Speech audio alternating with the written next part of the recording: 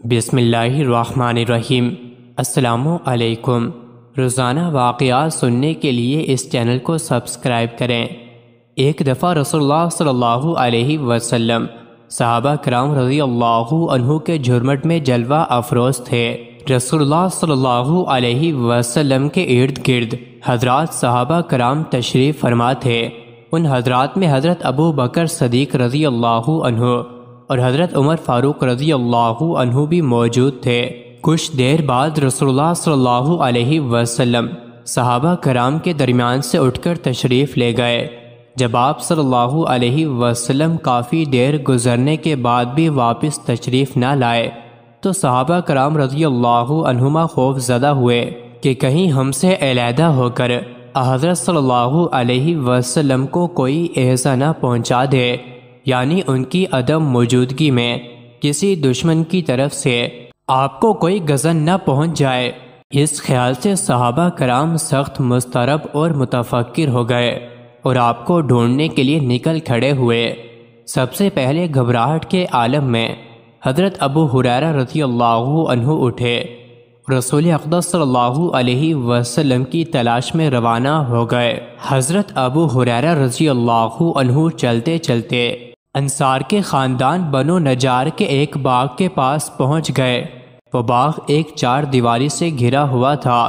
آپ نے باغ کے چاروں طرف چکر لگایا تاکہ باغ کے اندر جانے کے لیے کوئی راستہ یا دروازہ مل جائے، لیکن کافی تلاش کرنے کے بعد بھی راستہ نہ ملا۔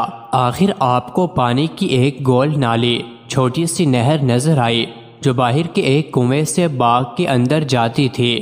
آپ سمٹ کر اور سکڑ کر اس نالی کے شکاف سے باغ کے اندر داخل ہو کر رسول اللہ صلی اللہ علیہ وسلم کی خدمت میں حاضر ہو گئے۔ حضرت صلی اللہ علیہ وسلم نے حضرت ابو ہریرہ رضی اللہ عنہ کو دیکھا تو فرمایا، ابو ہریرہ، آپ نے عرض کیا، جی ہاں یا رسول اللہ صلی اللہ علیہ وسلم، میں ہی ہوں۔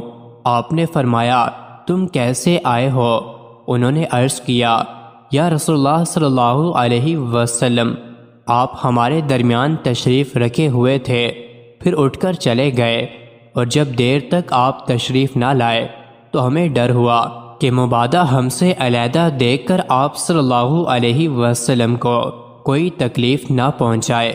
اس اندیشے سے گھبرا کر ہم سب چل پڑے، اور سب سے پہلے گھبرا کر میں ہی نکلا تھا، یہاں تک کہ اس باغ تک پہنچ گیا، اور جب مجھے کوئی دروازہ نظر نہ آیا تو میں سمٹ کر اس شگاف میں سے کسی طرح گھس آیا، اور دوسرے لوگ بھی میرے پیچھے آ رہے ہیں۔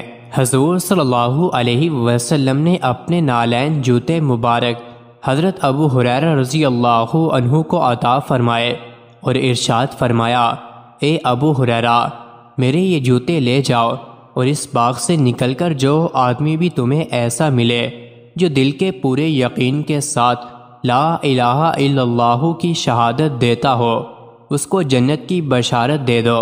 چنانچہ حضرت ابو ہریرہ رضی اللہ عنہ آپ کے نالین مبارک اور عظیم بشارت کو لیے وہاں سے نکلے، اور اس ارادے کے ساتھ کہ ہر ملنے والے کو یہ عظیم خوشخبری سناؤں گا۔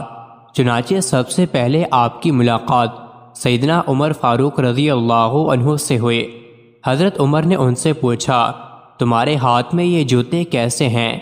حضرت ابو ہریرہ رضی اللہ عنہ نے عرض کیا، یہ رسول اللہ صلی اللہ علیہ وسلم کے نالین مبارک ہیں، اور آپ نے مجھے یہ دے کر بھیجا ہے کہ جو کوئی بھی صدق دل سے لا الہ الا اللہ کی شہادت دینے والا مجھے ملے، اس کو جنت کی بشارت اور خوشخبری سنا دو۔ یہ سن کر حضرت عمر رضی اللہ عنہ نے حضرت ابو ہریرہ رضی اللہ عنہ کے سینے پر ہاتھ مارا، جس سے وہ سرین کے بل گر پڑے، اور ان سے فرمایا، واپس چلو۔ حضرت ابو ہریرہ رضی اللہ عنہ روتے ہوئے رسول اکرم صلی اللہ علیہ وسلم کے پاس واپس چلے گئے، اور سیدنا عمر فاروق رضی اللہ عنہ بھی آپ کے پیچھے پیچھے تشریف لے گئے۔ رسول اکرم صلی اللہ علیہ وسلم نے حضرت ابو ہریرہ رضی اللہ عنہ کو اس حالت میں دیکھا تو پوچھا، ابو ہریرہ، تمہیں کیا ہوا؟ عرض کیا، عمر رضی اللہ عنہ مجھے راستے میں ملے تھے اور آپ نے جو پیغام دے کر مجھے بھیجا تھا میں نے انہیں بتایا تو انہوں نے میرے سینے پر ایک ایسا ہاتھ مارا کہ میں اپنی سرین کے بل گر پڑا اور مجھ سے کہا کہ چلو واپس چلو۔ رسول اللہ صلی اللہ علیہ وسلم نے عمر رضی اللہ عنہ کو مخاطب ہو کر فرمایا، اے عمر تم نے ایسا کیوں کیا؟ انہوں نے فرمایا، یا رسول اللہ صلی اللہ علیہ وسلم میرے ماں باپ آپ پر قربان، کیا آپ نے ابو ہریرہ رضی اللہ عنہ کو اپنے نالین دے کر اس لیے بھیجا تھا کہ جو کوئی دل کے یقین کے ساتھ لا الہ الا اللہ کی شہادت دینے والا اس کو ملے وہ اس کو جنت کی بشارت دے؟ آپ صلی اللہ علیہ وسلم نے فرمایا، ہاں میں نے ہی یہ کہہ کر بھیجا تھا۔ حضرت عمر رضی اللہ عنہ نے عرض کیا، یا رسول اللہ صلی اللہ علیہ وسلم ایسا نہ کیجیے، مجھے ڈر ہے کہ کہیں لوگ بس شہادت پر ہی بھروسہ کر کے صحیح و عمل سے بے پرواہ ہو کر بیٹھ جائیں، لہٰذا انہیں اسی طرح عمل کرنے دیجیے۔ رسول اللہ صلی اللہ علیہ وسلم نے فرمایا، اچھا انہیں عمل کرنے دو۔ حضرت عمر رضی اللہ عنہ کا حضرت ابو ہریرہ کو روکنا ایسا عمل ہے جس پر انہیں مطعون نہیں کیا جا سکتا، کیونکہ آپ جانتے تھے کہ حضرت ابو ہریرہ رضی اللہ عنہ بشارت کی خوشی میں مستغرق ہیں، آسانی سے نہیں روکیں گے۔